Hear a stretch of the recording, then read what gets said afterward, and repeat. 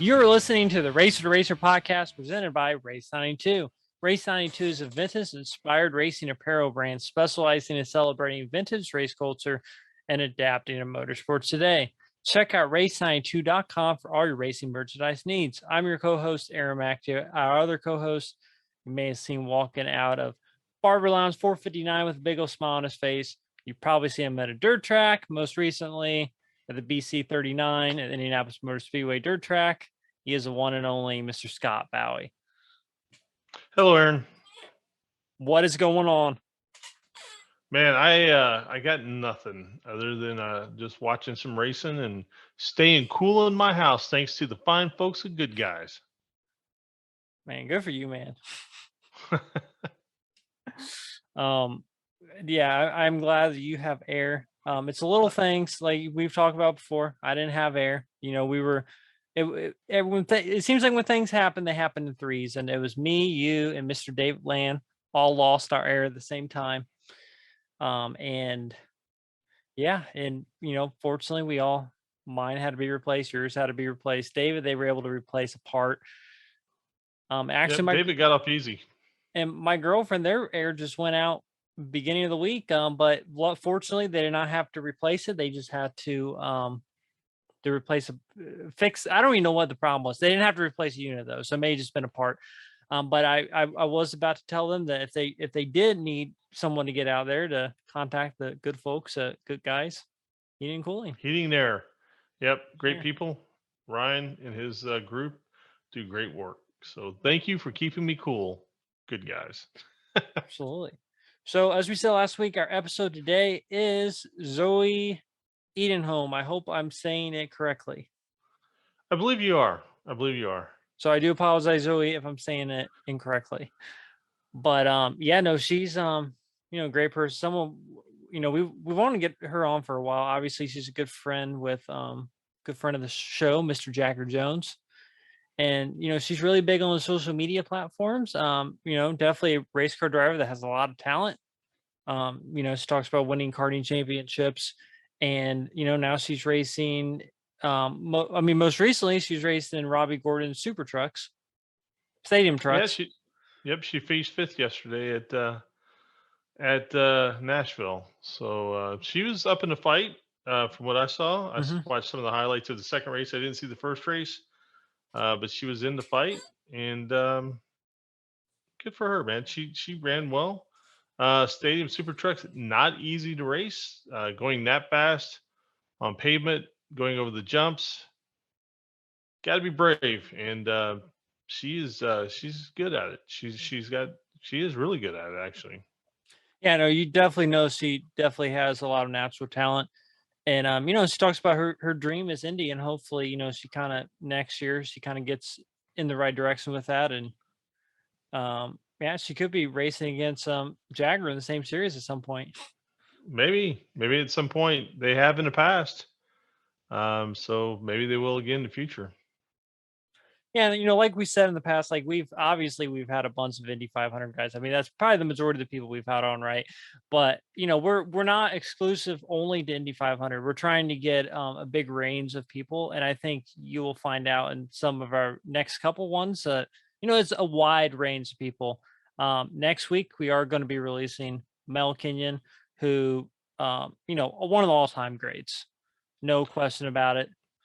Yep, Mr. Midget, 7-time USAC national champion, multi-time champion in other organizations, winner of I forget his exact number in USAC, but it's over 100 wins. I don't remember what it is right now, but I'm sure if you totaled all of his wins together, I mean, you're looking 300-400 wins in all the various midget racing he did over the years.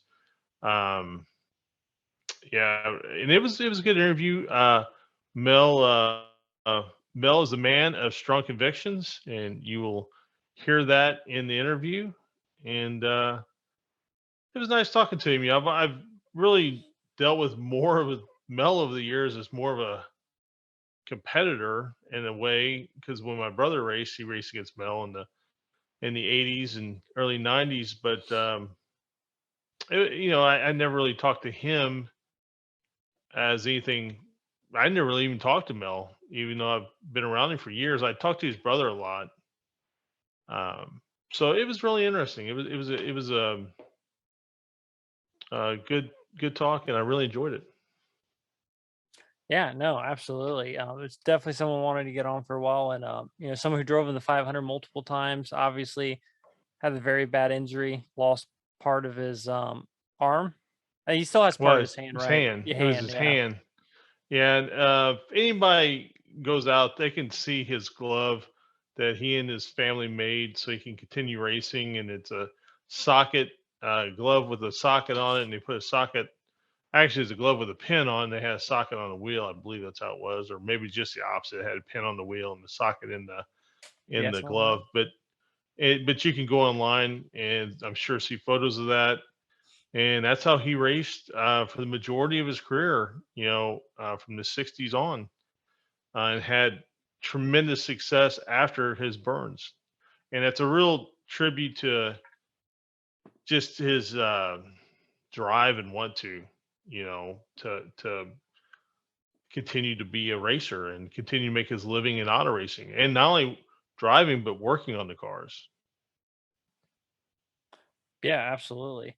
And we've got a lot of comments recently from people on YouTube, and actually some direct messages on Instagram as well, just talking, saying they enjoy the show and asking different things, and we appreciate it. I've actually got some people who've recommended some people for us to talk to. So if you have any recommendations, or if you may know somebody that you you have a direct contact with somebody, I'll be more than happy to entertain that as well.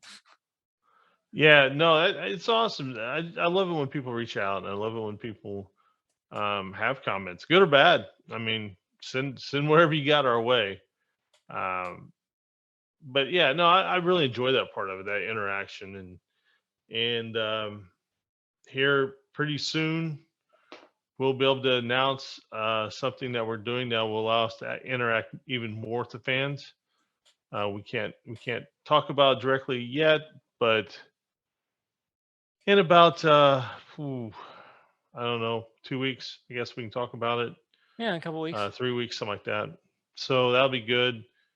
And yeah, and I've been stopped before, and I know Aaron's been stopped before, and so we appreciate anybody who's done that, and anybody takes the time to listen to the show and talk with us. We really appreciate it. I know you get stopped a lot, but probably for reasons outside of the podcast. Yeah, Just kidding. usually with flashing lights and No. now I've been lucky lately. Last time I got a ticket was going to watch my nephew race at Montpelier. I've actually seen Jagger race at Newcastle. I was going to Montpelier, and I was going a little fast, and an officer turned around and pulled me over. And that was probably 2017, 2016, something like that. Hmm. So, and before that, it'd been probably 15 years before that. Well, I can say I've been driving for I'm 29 now. I've been driving for 15 years. I've never got pulled over, knock on wood. Oh, no, I've gotten pulled over enough for at least five people. Between when I was younger, I crashed a lot of cars and I got pulled over a lot. Right. Well, and also, so just want to say, so a couple episodes ago, we released Randy Lanier. We've got tons of positive feedback from that, and Randy has reposted. Randy, good friend of the show. Just a great guy to talk to. I mean, really, the stories he has, and he was just on Dale Jr.'s podcast, and I actually listened to the entire thing. It was really, I mean, it's the same story, but it was a little more in depth, and they asked some questions that no one has really asked him before. So definitely check out Dale Jr.'s podcast with Randy Uh, Lanier. I think Dale and Mike are probably two of the best in this medium for doing this type of podcasting with auto racing. Um, and uh, I mean, I just can't. I've said it many times to you. I said, man, to me, that's the best show of this type. Oh, going, in my opinion. Yeah, So I agree. their interview was really good with him. It was, I mean, he got interesting stories that he didn't share with us. We've got a couple stories that he didn't share with them. So, yeah, no, anybody that's not heard it, please go out and listen to it. And by the way, his Um, book, which I have right that's here, which right. I have read the entire thing. Please get it. You will greatly enjoy it. And, all the stories are in here. Apparently, he has sold the book to a movie, whatever you call it, a company that makes Sold the movies, rights. sold the Sold the rights. rights. And they're supposed to be making a movie, but Survival of the Fastest, great book. I don't read much. Obviously, I didn't know if I remember how to read or not, but I do still know how to read. And I read the entire book in 2 days or 2 or 3 days. So if I read in 2 or 3 days, you sure can as well. And now I'm actually reading the Allen Jr. book. So I am on a reading tirade at the moment. That's awesome, man. That's So yeah, and I imagine the Little Al book's great too. it is. Um, and the Paul Page book. That'll be I've my got next one. the Paul Page book. I gotta get the two books that you got plus the Paul Page. I've got the John Andretti book to read. I need to get Um, that one. so yeah, there's so much great. Another book Um, from a friend of the show, Mr. John Snyder. I have that book as well. I need to read. yeah, that's right. We're gonna have to touch base with John here and see how he's doing. Yes, we That's will. a I don't know if he's been racing lately, but no, he's a great guy to talk to for sure. Man, that was just I one that haven't was so surreal to yeah actually talk to him. I haven't really seen too much from him anywhere, so we'll have to touch base with him. Maybe they might be making a movie or something. I mean, who knows, right? Well, I Um, yeah, I know there's a couple things going on, but yeah, no, absolutely. right. So I mean, racing news, obviously. First off, BC 39 last week. I was there for both nights, most of both nights. The one night I had to unfortunately take my cat to the emergency pet clinic, but he is okay now. But I still was able to get there for the couple of the last heats in the feature. So yeah, I mean it was good racing. I know the Bowie racing team had some unfortunate luck, but I know Yeah. Bowie's come back swinging, and I know Yeah. that will happen. It was a tough weekend or a tough week. I know that my brother and my nephew put so much work into the car. It's a Honda engine, which it's kind of experimental. They're building it themselves. There's a couple of really good ones out there. Um, when they rebuilt their motor, they changed a couple things. It didn't work quite how they wanted it to. I know they brought it home Wednesday night. Did a ton of work thanks to Larry Hayduck from Motorcraft. He came over as well and help my brother redo the cams, get the cam timing a little bit different. And Thursday he ran better. Um, thanks to Ted Hines, Spike Gilhausen, they were there helping as well, and they ran better. He got caught up in a crash right off the start of his. Um, well, he ran his qualifier, didn't run very well at all in the qualifier. They made some more changes to the car. In one of the semis, he got caught up in a crash right off the bat. Somebody slid into the crash, got him, tore up a little bit on the car, but they were able to get it turned back over, push him off. I think he ended up seventh, which on paper is terrible, but actually was really good considering where it'd been. The car was better. And going back to the drawing board, make a few more changes. Chris and Bill worked super hard. Hats off to them. They both have regular jobs and they just trying to have fun as a father and son and build their own motors and they repair their own cars. And so anyway, that's kind of how the BC 39 went. It was won by Buddy Kofoid, who is an absolute monster, great race car driver. It was a good race. Had like comers and goers. So and they got it in. It rained pretty good Wednesday. Thursday, it looked like it was gonna, it rained in the morning. It looked like it Ended was up being a possibly real going to nice rain night. out, Yeah. and but they got it in. Doug and his group always put in their maximum effort in that deal. So hats off to them. Great show, great crowd, and looking forward to going back again next year. Absolutely. I've always wanted to go to both nights. And fortunately, I was able to next year. I'll probably try to go pretty much the entire time because I got there kind of late both nights. But it's a great event that they put on. I think they need to Yes, put it a is. little bit more stands.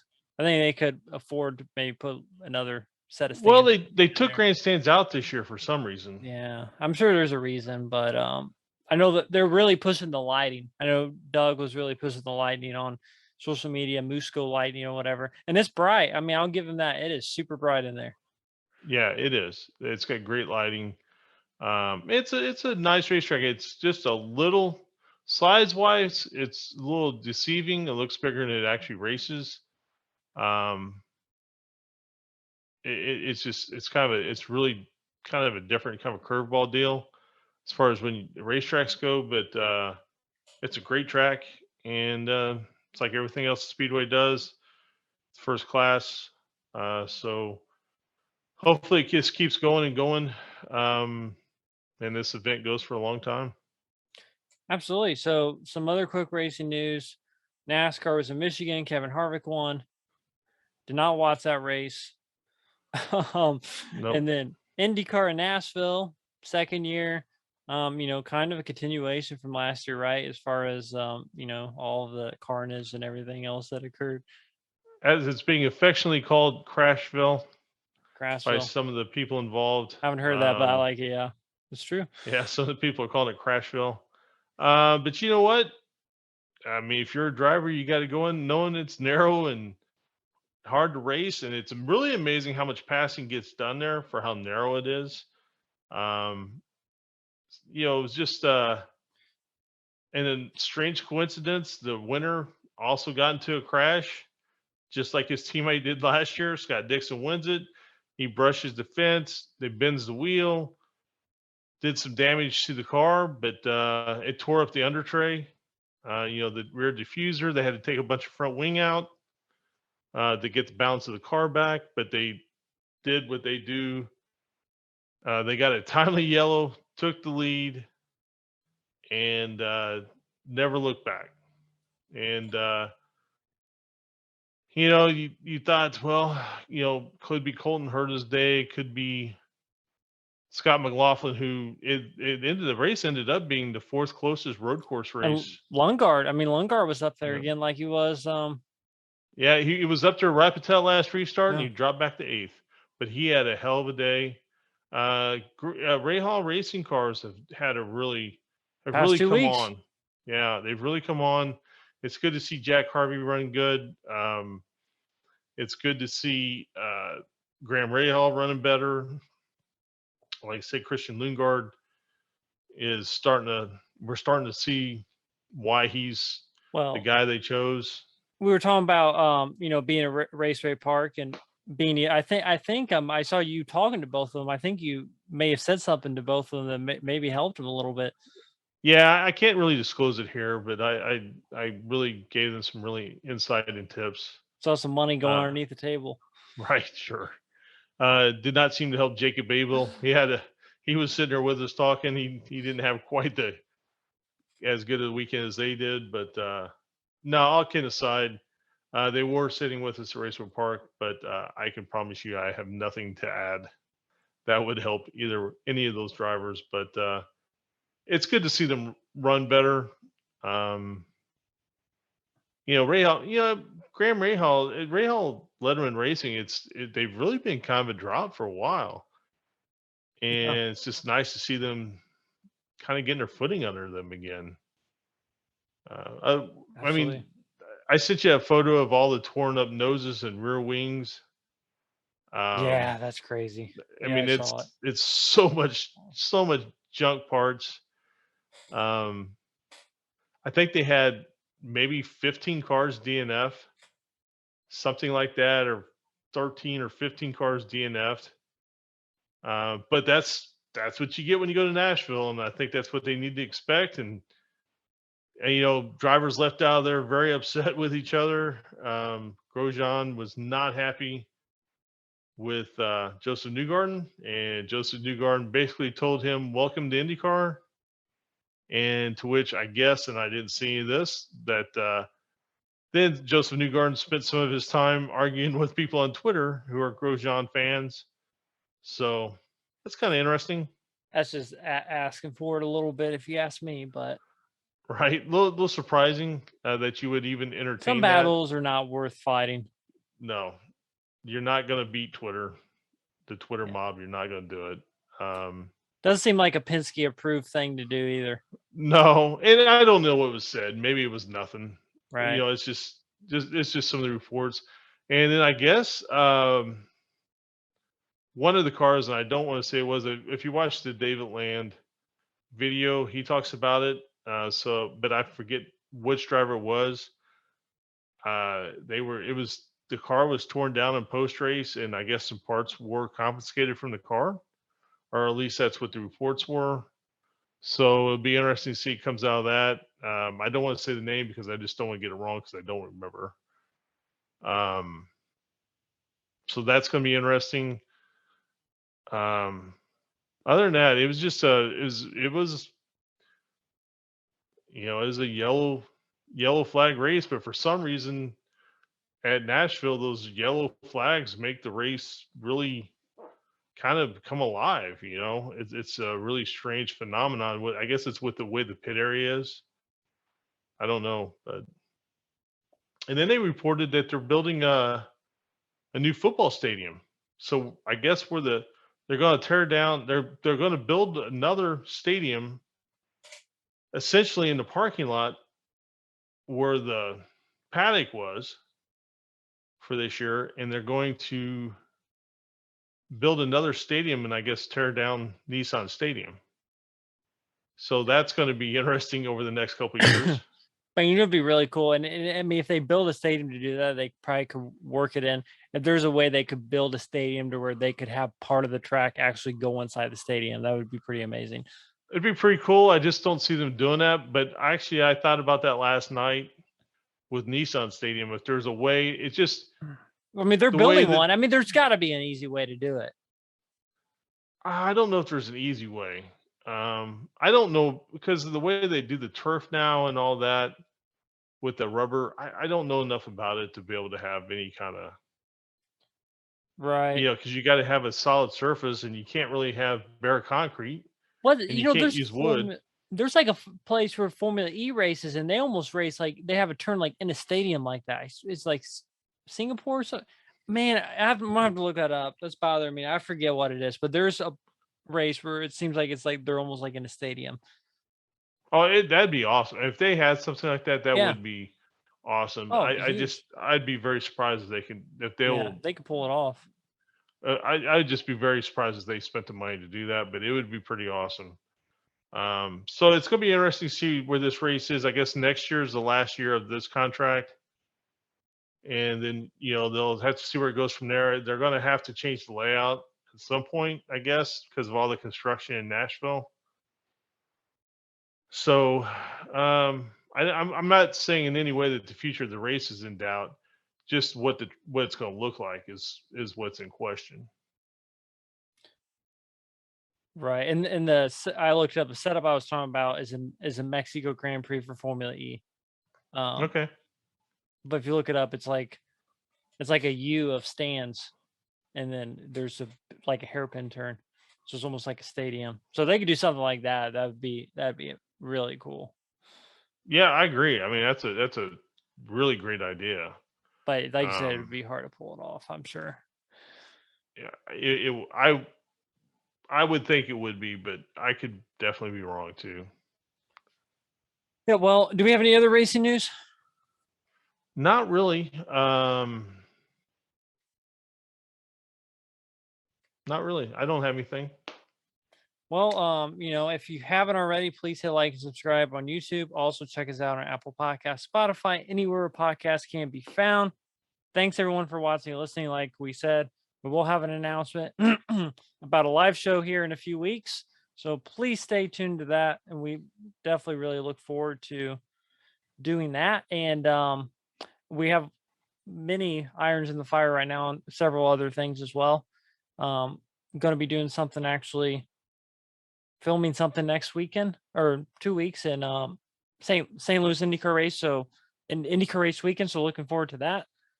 Been working on that for a while, so really looking forward to that. And yeah, like I said, we have a lot of stuff we're working on. Yeah, no, you've done a great job. Obviously, again, putting together projects, and some of the efforts are coming to fruition, which is great. And yeah, It, it's I mean, it like takes time. That's what I've yeah, learned. It takes I time. know I'm a broken record, but it's just we got a lot of fun things coming up, and it's gonna be fun to do them. Yeah, well, like I said, I hope everyone enjoys the interview with Zoe next week. I'm sorry. Please stay tuned for Mel Kenyon, and hope everyone has a great week. Yep, everybody take care. Our guest today most recently drove in stadium super trucks and is a social media star. We're joined by Zoe Edenholm. Zoe, thank you so much for joining us. How are you doing? I'm doing good. Thank you guys so much for having me.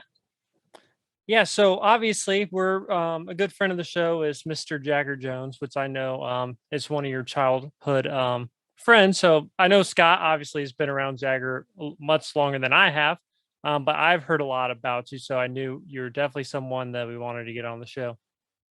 Yeah, I've been friends with Jagger for so long. We literally grew up together, and he was actually one of the first people to let me drive their karts and get me started in this whole racing industry.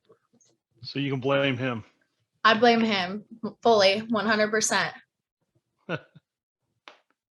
So I guess what was it that you like? What kind of caused that to where you wanted to, drive the cart? Like, were you around like racing a lot before you got that chance, or how did that happen? Yeah, so my dad used to race sprint cars when he was younger. So we used to go to the sprint car races. We always went off-roading with Jagger and Jace, their whole family. We loved to ride quads. We had mini razors. We used to do that when we were really young. We started at like 3 years old. So I always knew I liked driving, but I didn't know you could like do it professionally at that point. So I started gymnastics when I was younger. Loved gymnastics, thought I was going to be in the Olympics. That took a turn when I was 11 years old. I got the opportunity. I had two family friends in the karting world. I had this other family friend named Diego LaRock, and then I had Jagger and Jace in it. And I tested both of their karts, and I was like, oh no, I don't want to do that. It's so dangerous. I'll never do that. And then I ended up falling in love with it the first time I drove it. And yeah, that's kind of how it all came about in the beginning. So at that point, so you tested Jagger or Jace's car, and then at that point, how did you actually get your first car? Did you tell your parents like I want to go racing, or? Yeah, so I kind of told my parents, I was like, you know what, this is pretty fun. And at my local track, Phoenix Kart Racing Association, there were beginner nights on Tuesdays. So I ran both of their karts like a couple times, and I started to get faster. And I was like, you know what, like it'd be so cool if I could just come out here and race on the weekends. Like I feel like it'd be so fun. So I convinced my parents into getting me a kart. And my parents also, racing is like a big family sport, as we all know. And my parents also fell in love with it. My mom was my mechanic. She loved working on the go-kart. She loved trying to tune a carburetor and figuring that all out, all while I'm trying to figure out how to drive the go-kart. So it was all interested in go-karting when it all started. It's really funny. The sport is. I've seen kids who try it and hate it, then come back to it. I've seen kids who fall in love with it instantly, but then they get to maybe 14, 15 years old and they just don't like doing it anymore. Was there ever those moments for you where you're like, I don't want to do this anymore? I did it. Maybe I don't want to do this, when you were younger. Did you ever have those moments? When I was first starting, I got last on my first race. And I was like, you know what? This kind of sucks. Like, maybe I'm not very good at this. But my mom was like, you know what? Let's just feel it out. We just got you a cart. Try it out. And so we went and I drove every day for the 2 weeks in between there was races.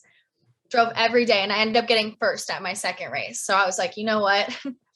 Winning feels great. I love this. And ever since then, I never had a doubt. I was like, you know what? I love it. I feel it in my blood. I love going fast. When I turned around 15, 16, when most people stop, I was under this team called Kuna USA, and Mike Marini was running it. He actually works for HMD for David Malukas in Indycar. He was my karting team owner, and he was like, look, like, you know, you can do this like professionally. I know you're just in high school, but like you can make the decision and we'll start trying to get you in cars. And I sat on it for maybe 2 hours and I was like, you know what? Yeah, I want to do that. That sounds great. So he kind of took that on in my first couple years, from being my karting owner to helping me get in the whole car industry. And yeah, that's how I made the transfer over. So it's just been full speed ahead the entire time. No thoughts of ever walking away. No, not really. I mean, you have your up and down moments, but it wasn't like, I don't want to do this anymore. Right. It was just like, damn, that was not a good weekend. That sucks. Yeah. Gotta try harder next time. But yeah. So I know you've tested, I think, because I was doing some research and I watched one of your YouTube videos. I think it was like how I got started in racing or something like that. And I think you tested, what was the first Formula car you tested? It was like a Formula F4 car, right? I tested a USF 2000 car as my first open wheel car. Yeah. I tested that with BN Racing. That was the first time I tested at Homestead. And then I actually did the Chris Griffiths test in 2018, I want to say. Tested those out. And then I was going to run the full season, but a deal fell through. And yeah, but that was the first open wheel car I ever drove. And then I kind of went back to F4 in 2019 for a full season. Now, was the Chris Griffiths test, was that's always been IMS, right? Yes.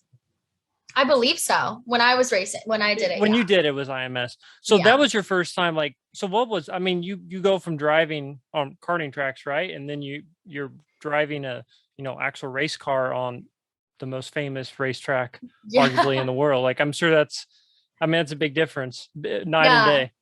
For sure. Like, we went from racing go-karts at Newcastle to actually being at Indianapolis Motor Speedway.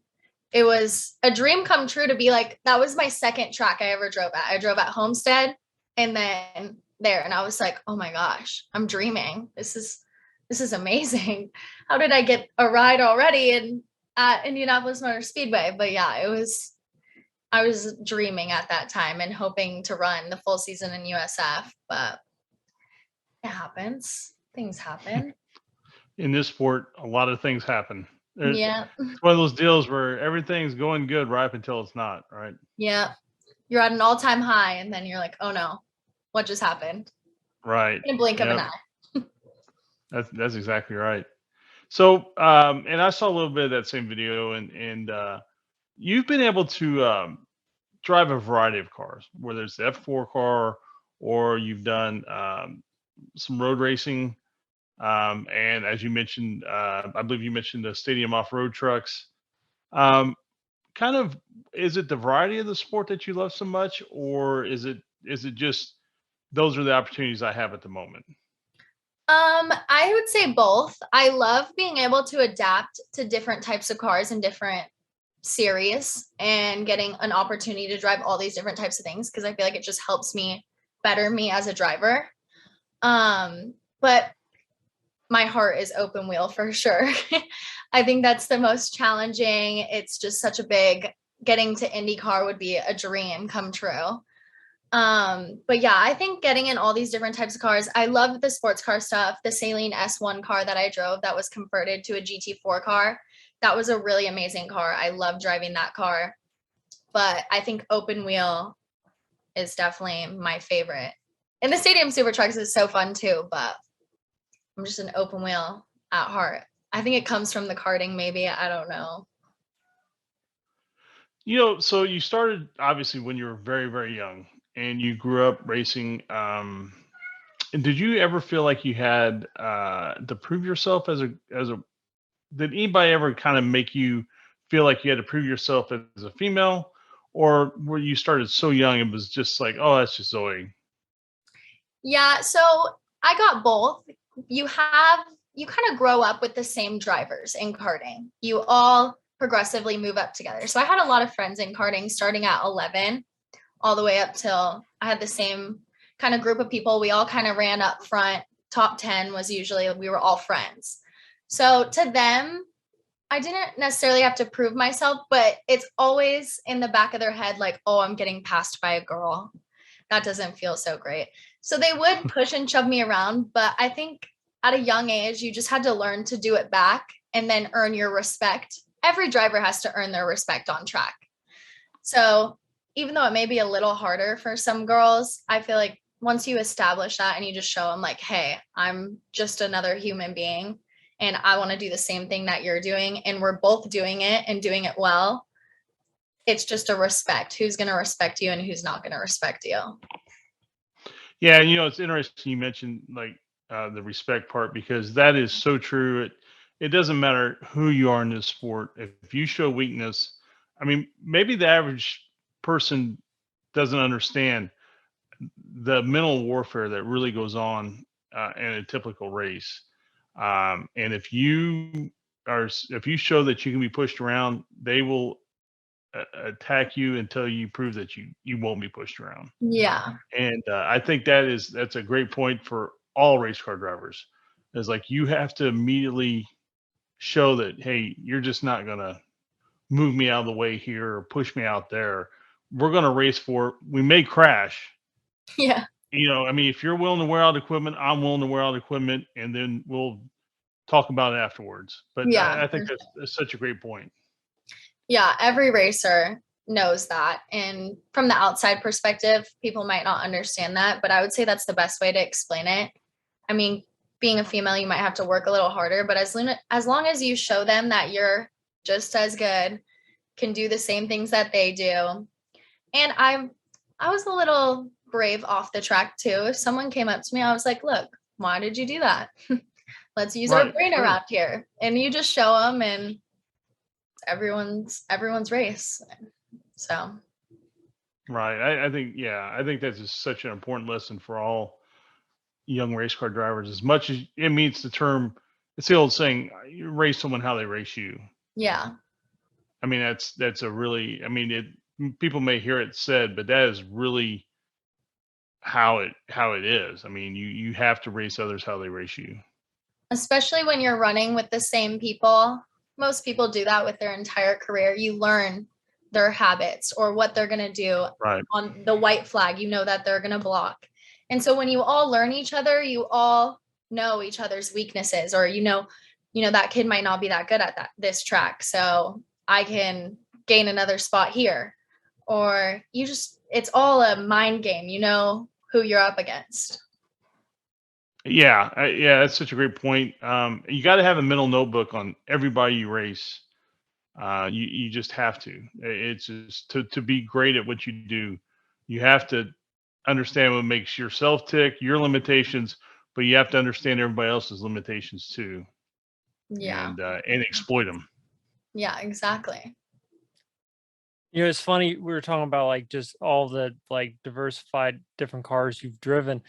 And it seems like now most people that are, trying to get into Indy, like for the most part, they kind of stick with like the road to Indy and like, open wheel cars.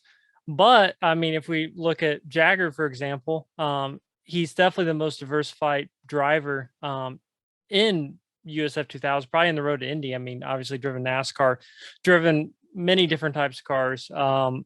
And so, I mean, in that sense, like you and Jack are very similar because you both want to be in Indy. And I mean, have you found, because so we just released an interview with Buddy Rice, and actually one of the advice he gave to like a younger driver would be to race as many different cars as you can. That's the first time we've ever heard that. I mean, we've asked many people like, what's your advice? And I was actually kind of surprised with that. And I mean, I think maybe, he's on to something, but have you ever like, I don't know, do you feel like driving those different types of cars have helped have helped you, even though like, it may be hard kind of jumping in between them? Yeah, I feel like jumping in between different cars and adapting is definitely going to make you a better driver in the end, in the long run.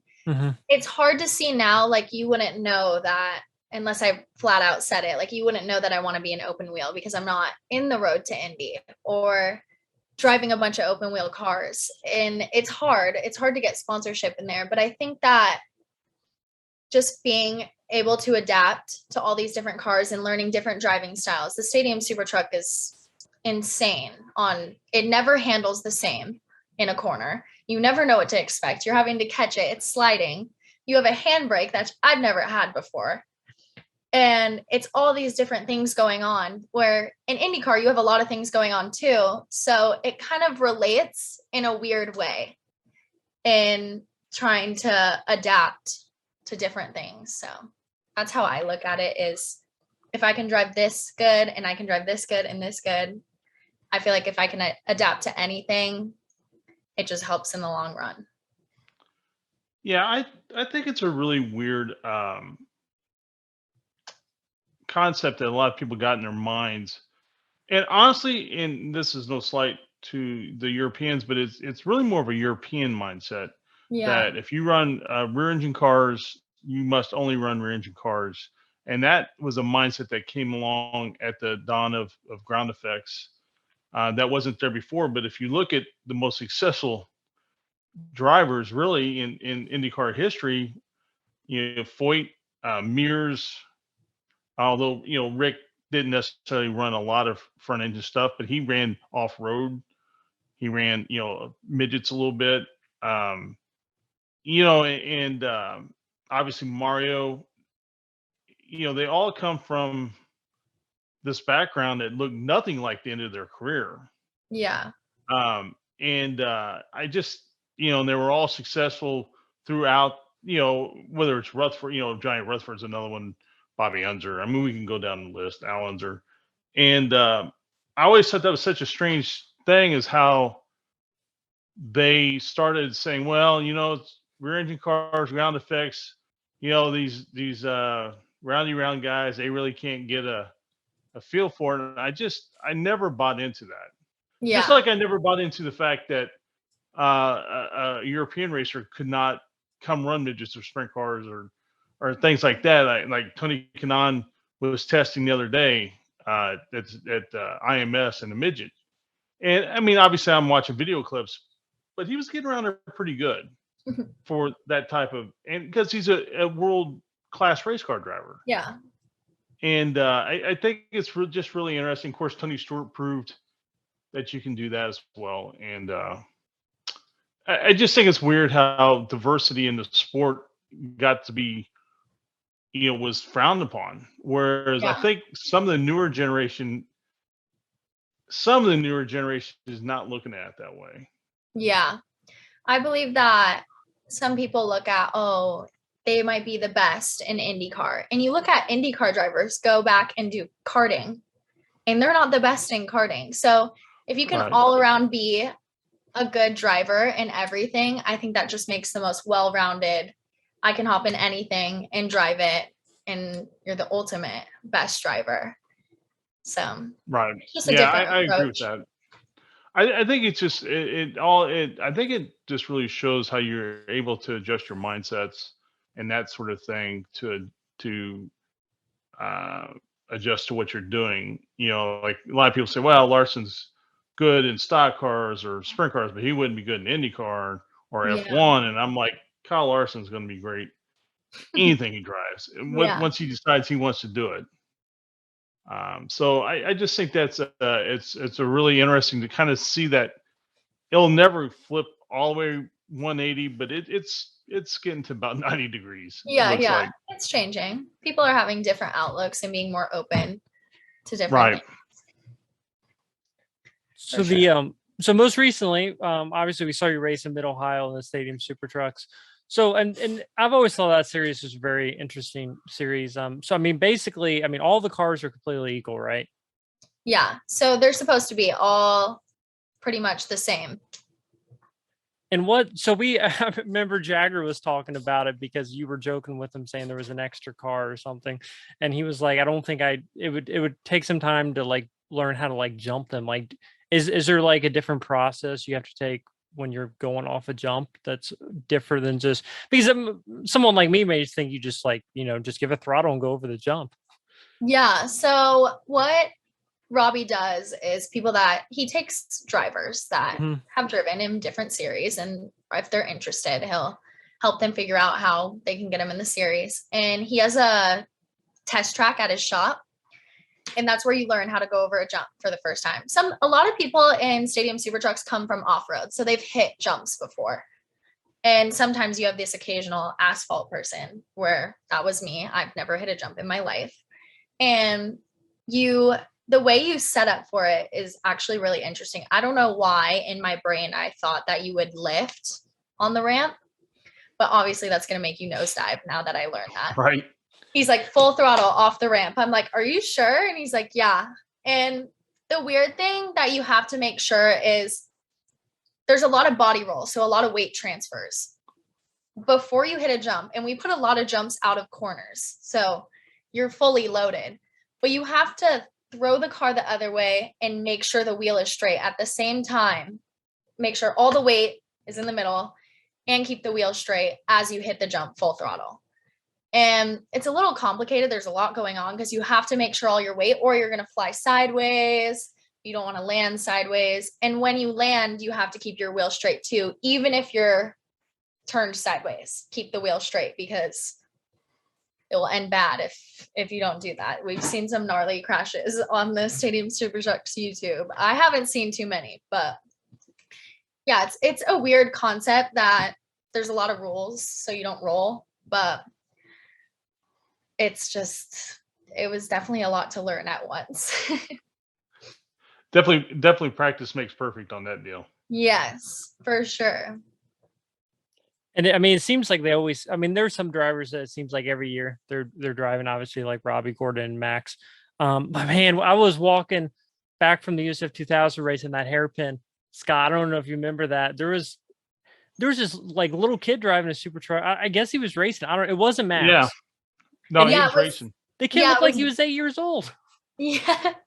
His name's Ben Mayer, and he is one of the smallest. I think Max was 13 when he raced for the first time in Stadium Super Trucks, and I think Ben is 13 too. Oh, wow. They're the youngest people. We're literally the same size, though, pretty much, height-wise. But yeah, he had a karting background. I'm not sure how the whole thing came about on their side, but there's some young people for sure. We definitely have the most diverse field in Stadium Super Trucks. When we show up for a weekend, I'm like, oh my God, we have older people, really young people. It's all over the place, and all from different types of racing. Sure. Right. But one thing I think Robbie has done so good at with that series is allows it to where you can go out and promote at the track, and like that, like he was out when we saw him, he was out on the road just where the people were parked, and he was just passing out his cards and stuff like that.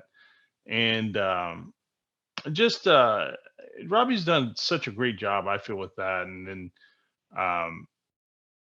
then like we were standing there talking to you about doing the show, and those little kids come up, and you gave the one little boy a sticker, and he went skipping off. Yeah. And you made his entire weekend, and those interactions may not seem important at the time, but they mean a lot.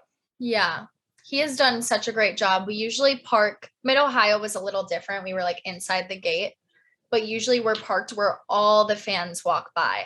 So it's so cool to just be able to interact and make those meaningful memories with all these different types of fans who sometimes don't even know what these are. And then we go out on track and they come back and they're like, oh my gosh, we didn't know you were going to hit jumps. Like, this is so crazy. Like, he's developed such a interesting, different type of racing that people do not expect if you don't know what Stadium Super Trucks is. Well, if you listen to people talk, a lot of race weekends, they are there not necessarily to see the trucks, but they do not want to miss the trucks racing. Yeah. Sometimes we get nervous when we're after IndyCar races. We're like, oh, they might all leave. No, crowds are still full. No. Everybody loves the trucks. They do. They really do. It's been such a great way to help build my brand too, build the social media. He just developed such a great way to get my name out there. I've had sponsors approach me just because they see this flying pink truck going through the air and they're like, that's so cool. Let's talk. I'm like, this is just, I do it a lot. I love driving them, but it does help me build my brand as well, which I'm so grateful for. Sure. So with the introduction, obviously I introduced you as a social media star, and I think it's safe to say you have over 100,000 followers on TikTok. Yeah, I think I have 120 something thousand followers on TikTok. I started right when COVID hit. So it was a little tough because I only had old content to post from racing because COVID hit, and I was like, oh no, I don't have anything to post. And that's where the kind of TikTok started to come up and was a new thing, and everybody was watching it while they were stuck in quarantine. And I started with the whole racing thing, like, hey, I'm a race car driver. This is what I do. And then I tapped into the Formula One fans. And I do, if you follow my TikTok, you know, I have a crush on Charles Leclerc. And I've built a relation or such a fan base just from that. So people know me sometimes just as, oh my God, she's a racer, but she is just like one of us. It's relatable content. So yeah, that's how I started building my following there. So you literally started a TikTok account like 2 years ago, and now you have over 100,000, which is just insane. What was that progression like? Like how many, like within like, I don't know, like how many subscribers do you like right when you opened it? Like how many did you have, and how quick was like the progression of that? I think I posted one video about my dog and it didn't do so well. And then I posted this racing, like get to know me, like, hey, I'm 18 years old, or I was like 19, I think at the time. I do this. And it was actually, I do an uncommon girls sport check. And it was all these videos of me racing. That's what it was. And it took off, and I got like 20,000 followers in the first video. Oh, wow. And I was like, oh my gosh, I didn't know TikTok could grow this fast. And it got a little more steady, but that was like my first initial hit, was like my second video. It was just anything that's on trend on TikTok, you have to somehow make it relatable and about you and just raw. And that's how it grew so quickly. Yeah. That's I always think that's pretty interesting when and we actually had this conversation a little bit at Mid Ohio. When people get that many followers, I feel for women, and I told you this at Mid Ohio. I feel like it's a kind of a double-edged sword. Yeah. That you have to be so careful of people who become obsessive or whatever, as we've seen with other female YouTube stars or TikTok stars and that sort of thing. And Yeah. and you pretty much said you really have not had that issue. Is that? I haven't had any issues with any stalkers. Everyone gets, well, I don't know about everyone, but most girls get the weird DMs, and it happens. But other than that, I think also what helps on my TikTok is you guys wouldn't fangirl over Charles. Well, you might, but you would fangirl over his driving. I kind of have targeted this group of girls, and I have more of a girl following on TikTok versus Instagram. I have a very big male following. So it's kind of, I have the best of both worlds on both social medias. Is I don't have all these weird men on TikTok. I have these girls that are like, oh my God, she's so cool. She does this. I relate to her. I'm a Formula One fan too. So it kind of is I have a good balance going with the gender ratio, and I haven't experienced anything too weird. Nothing really in real life either. So I've been lucky. That's good. Yeah, I'm really happy to hear that, because that is something I just, you just are fearful of, Yeah. just you watch other situations, you're like, whew, man, I don't know Yeah. if that's worth it. But no, I think that's great. I think I you think. Sorry, go ahead. I think you have to watch what you post too. Yeah, I Like was gonna I'm say. Right. I'm very selective on what I post, and I know kind of I think like, how are people going to react to this video? Am I going to get some hate? Right. Am I going to get is this going to target the wrong group of people? So I kind of try and really pay attention to that, because I don't want things like that to happen, and I don't want to create a space and a brand full of people like that either. Well, it sounds to me like you're a little more thoughtful in the sense that you're like, okay, this is what I want this to look like, not that I just want all these people. Yeah. I mean, because I mean, you could just post anything and get Yeah, tons and tons of people if if you weren't thinking further ahead than the moment you were doing it. for sure. I think a lot of it's like just the balance, because I mean, you see people, female racing drivers that are big on YouTube, and I know you have a YouTube, but now you're mainly, big on TikTok, and you're trying to build up the YouTube. But you see a lot of people on TikTok, and I mean, I'm sorry, on YouTube, and like their thumbnail images and stuff, and they post, they Yeah. kind of have revealing things on their thumbnail, Yeah. and they kind of what you're saying about like they're not very selective of what they film, so people feel, I don't know, like people feel like they know the person because they seem so cool in the video, and then that's when they start showing up to their houses thinking Yeah. that, trying to pick them up on a date or whatever. So I Yeah. think it's just the just the balance of Yeah. knowing what to. And I mean, when you're posting stuff like that on YouTube, thumbnails of whatever, I mean, you're kind of asking for it at that point, right? Like it's just Yeah. opening up Yeah. a can of worms. For sure. I just want, like, I only post racing for that reason. I obviously have more Right. things going on in my life, but I just want people to follow my racing. I don't need you to follow my entire life. I mean, if you wanted to, I would, or if I wanted you to, I would post everything on the internet.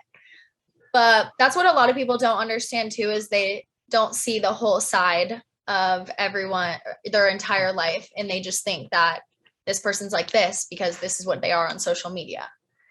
And there's just so many different routes you can take on what you post, and I think people sometimes don't think before they post on what could be the outcome on Right. if I post this, what kind of attention am I going to get? And it doesn't end very good sometimes. No, I think that's just so wise. So as we're, in the racing world, 2022 is over Yeah. fiscally. It's pretty much over. And because everybody's now is having to look for their budget for 2023. And it sounds like things are looking kind of good for you in that sense for 2023. Yeah, I'm Um, hoping to get back in open wheel. We'll see with sponsorship, but that was kind of my goal this year, is running stadium super trucks and getting my name out there as much as possible to build towards the next step in either getting an open wheel. If I go to sports cars again, my goal next year would just be a full season in one of those two. That's great. Yeah, I think that's I think that's the best way to look at it, because at some point you have to establish yourself in some sort of series. Exactly. And actually that's what you're doing in Robbie's series, really. So I mean I think that's a great way to look at. While you can be diverse, you still have to have like an anchor series you're focused on Yeah, and building in. for sure. I don't like, a lot of people are like, oh, you'll just run whatever opportunity comes at you. I'm like, maybe, but I definitely have an ultimate goal, and it might take me a Right. little slower to get there because of sponsorship, but I definitely still am trying to work towards the IndyCar goal. So, yeah. Sure. What do you think that I feel like you have an innate knowledge that maybe some others don't. What do you think? Um, I'm trying to figure out how to ask this in a way that you're trying to build yourself and build your brand and build where you can eventually get the IndyCar. what do you think are some of the things that separate you from, maybe a dozen others or hundreds of others who are trying to do the same thing? I think a lot of people in the Road to Indy series have this company or their parents' company backing them nowadays. You see a lot of family backing in the latter series. And I feel like separating me from others is building my brand, trying to take my social media as well, and just building me as a person first to also help me be a driver and get all these, like, a lot of people just hop in the Road to Indy and they go through the levels and they either make it or they don't make it. And I have such a different variety of a background between karting, stadium super trucks. I did off-roading when I was younger. I feel like I have a very different background and a different approach to make it to the top. So I think a lot that I'm trying to do right now is I'm trying to have management that helps me with brand deals on the social media side of things that can also transfer into sponsorship. Sure. So I think that definitely separates me from others. A lot of people make it to IndyCar and then they become a social media star because they're in IndyCar. And I think I'm trying to, in this day and age, there's a lot of influencer sponsorships going on, but not so much in the sports side of things. So being able to make that transfer of, hey, I'm this brand, I've built this far, let's go racing, is going to be separating me from others as well. It's funny you were mentioning like drivers become an IndyCar driver, then they become a social media star, because the story just came out that a driver apparently had purchased his management company purchased a YouTube channel with over 200,000 subscribers, and they just renamed it to like his channel. So it's kind of, I didn't even know you could do that, but apparently you can. I know you can buy followers. But I've never heard of you can buy a whole channel. And then you just like renamed it, yeah. Just rename it, and then all of a sudden you're like, oh my God, this person has 200,000 subscribers on YouTube. But yeah, I've never heard of that. But it's crazy how a lot of people do get to the top and have this social media brand. Another thing that I think separates me from others is I like to work with brands that I truly align with. I don't want to take just this rock star energy drink that I would not drink. I'm very health conscious. I do not want to put that stuff in my body, especially when I'm about to get in a race car. I think that separates me from others too. I don't want to work with brands I don't really align with or believe in, because then all these people on social media are like, why? We know her. We know she likes to do these things and be health conscious. Why would she work with a company like that? Then you get your fans not trusting you as a person. Yeah, I think that's a great point. I mean, only really promoting things that you believe in, aligning yourself with companies you really believe in, because that's really, at the end of the day, the only way that relationship ever works anyway. I feel. I mean, I'm sure there's been a million times it's been faked, but you can always tell when a driver doesn't mesh with a sponsor. Yeah. I think it's pretty obvious, to be honest with you. I completely agree. But I think that also kind of, you didn't say it, but I think in a roundabout way as well. I think there is this thing where a lot of drivers, like you said, whose parents own companies or whatever, and they get funding that way, they don't really understand how important it is to interact with the fans, with the series, with the series sponsors, and all that type of thing. And although you didn't say it, it sounds like that's something you're pretty aware of. Yeah, I think when you have that, you don't appreciate the sport as much, and you don't understand that the fans are what almost fund you. I mean, if nobody watched IndyCar wouldn't be a thing. So you have to interact with these people and build yourself as a driver as well as a brand in order to keep sponsors happy and make it to the top, which a lot of the young drivers I feel that are definitely family funded don't fully grasp that idea. Right. Yeah, I've seen it myself. You know, guys just hop out of the car, which they have to go debrief and all that. But then when they have their opportunities to meet and greet fans or make an impression, they don't do a great job. I gotta. But if I'm saying that, I also got to point out like somebody like Michael D'Orlando, who appears from all appearances is great with working with fans and interacting with fans and that Yeah. sort of thing. And that, I mean, that's just one person that I've seen. Uh, but so if I'm going to say that, you know, there's drivers who don't, I also got to point out one that Yeah. who really seems to me like he is great at it. No, for sure he is. We actually used to be on the same karting team together, Kuna USA. Oh, that's cool. I know didn't Michael that. pretty well, but yeah, he's always been super friendly, loves doing that for the fans. He's really in touch with his group of people.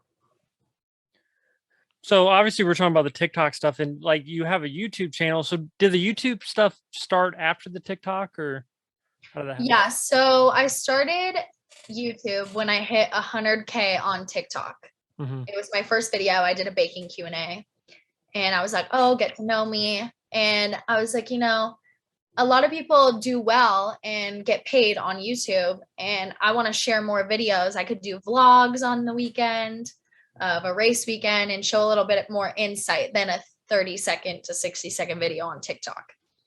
And that's how I kind of just started doing that. I did vlogs on the weekend, tried to branch out and do like a what's in my gear bag, and just been trying to grow on there. It's hard to transfer over, I've learned, and it's hard to grow on YouTube as fast as I grow on TikTok, because you really have to catch somebody's attention to watch a 30-minute video rather than a 30-second TikTok.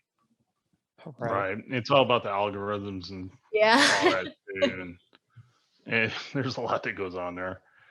So, you know, so 2023, you're looking to try to get back, hopefully more into the open wheel side of the sport. Do you have like a time frame to where, like, if you're not where you want to be by a certain time, I mean, do you have like, I mean, you don't have to tell us, but Yeah. in your own head, do you have like a time frame? You're like, if I'm not there by a certain time, then I'm gonna, no, I might still race, but I won't follow that part of the dream. Yeah, I think everyone in the back of their head is like, okay, you start to age and you're like, well, some Indycar drivers are my age. And you start to think, oh no, I'm running out of time. But I think since there's no females in the sport, I feel like I kind of have a longer gap just making this happen, because there's not that many in the sport and everybody wants to see a girl in IndyCar. Well, there is Tatiana, but more females in the sport. And so I feel like my time limit is a little longer than most. But yeah, you for sure see, like, you're like, okay, wait, is this really going to happen for me? Or do I need to switch up my routes? I've tapped into so many different types of racing. Do I need to go maybe an off-road route? Or maybe just do the sports car route and try and run IMSA in the 24-hour, or whatever it may be. Do I need to go over to Europe? A series that I'm really interested in is the Extreme E series. I don't know if you guys have heard of it, where it's a boy girl team. It's off-roading. Never done that. It would be a new car for me, but I think that series is pretty interesting too, if the IndyCar route doesn't work out for me. But yeah, there's definitely different options. Sure. Had you, and of course people talk about the W series, had you looked into that? Have you spoken to anyone about that? Yeah, I was supposed to do a test with them at the beginning of this year. I think they try to keep it very diverse and try and get everyone included. They have people from women from all different countries. I've been asked a couple times. I kind of wanted them to establish their series. And one of my concerns with the whole series is Jamie Chadwick has won the championship this almost 3 years, I think. Right. Yeah. And nobody's taking her to the next level. I don't know if she's denying or doesn't want to go to the next level. I'm not sure what the whole thing is, but I don't want to do something where there's really a dead end and traveling all over, and that would be kind of far away from my IndyCar route dream. And Sure. I would love to see Jamie try and get into the F1 route, but it seems like it's a little bit of a struggle. So I just would like to see a female come out of it with a benefit. I know it's fully funded and it's a lot of seat time. So I would definitely take up the offer, but I just hope to see sometime soon someone make it out of the W series into the next level, being F2 or even FIA F3, or come to the States and get in the Road to Indy program. Just about everyone I've ever talked to about the W series has that same exact concern. So it seems like a lot of people are definitely aware of that. And hopefully, like you said, it would be good to see, Jamie or someone else get an opportunity outside of that. For sure. Well, Scott, do you have anything else? I don't. I will ask you this. I asked Ryan Hunter-Ray this, and I'm going to ask you this since you're around him as well. Is it Max Gordon's world and he's just allowing us to live in it? Yes, it is. He is a fireball. He has taught me so much with the Stadium Super Trucks. He drives all the time. He is a monster. And the amount of laps that he gets, I'm like, Max, I'm so jealous of you. I want to be you. And you're 14. Right. But yeah, he's such a great little kid. Love him. And he's taught me actually a lot. So yeah, I thought that was really interesting. I've never met Max. I saw him down there when we were down there talking, and that's the first thing I saw. He was trying to help others. He was talking to others. He's kind of assuming the role of his dad, who wasn't there that weekend, which I just thought was kind of interesting. But yeah, I mean, I've never talked to anybody who's ever spent time around Max Gordon who doesn't just love him. He doesn't think he's just the best person ever. Yeah, he's the best. I can't believe how even when he was 13, he was trying to help me. And we flew to Road America together, and he sat next to me, and he's this little kid like playing with Starburst. But then he gets in this truck and he's like a beast. I'm like, oh my God, I forget that you're young.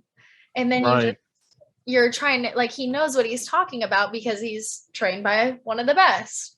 So it's just so crazy to see the overlapping and see his dad in him as well. Yeah, I agree. And, I just, like I said, man, he seems like such a, I'm gonna call him a kid. It's not fair to him just because I'm old, make him a kid. But I mean, to me, he's a kid. But yeah, it's gonna be so great to kind of see where his career goes, just to see if he chooses to run, like say in a Indy feeder series, or if he NASCAR. I mean, just be really interested to see where his career takes him, or if he just stays off road. Yeah, he's been doing the off-roading, and he tapped into the Lucas Oil series. If you guys saw that. So he is looking at open wheel. We'll see if we see him in the Road to Indy soon. So I didn't know that. Oh, okay. Yeah, that's good. He did run it. I don't know if he's running it this year or if he ran it last year. I think it's this year, or it was like the winter, maybe. But yeah. I didn't know that. So obviously I don't follow every move. Yeah, no. We can't count on you to follow everyone, but right. No, it was just an absolute pleasure talking to you. I know Jagger mentions you all the time, and so it's just nice meeting you sort of in person here, meeting you in person at Mid-Ohio, and just great talking to you. Yeah, thank you guys so much for having me. It was great to meet you. Thank you. Yep. Thanks, Zoe. Appreciate it. Thank you.